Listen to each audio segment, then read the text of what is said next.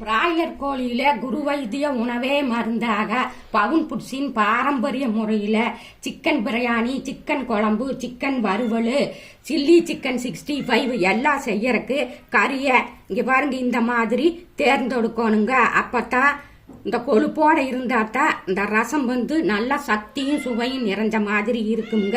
இங்க பாருங்க இந்த மாதிரி ஈரல் இந்த தடவை ஒண்ணுதான் கிடைச்சிருக்குதுங்க. இது இந்த கோழி 2.5 கிலோக்கு மேல இருந்ததுங்க. பொங்க உரிச்சிட்டு 2 கிலோ வந்திருக்குதுங்க.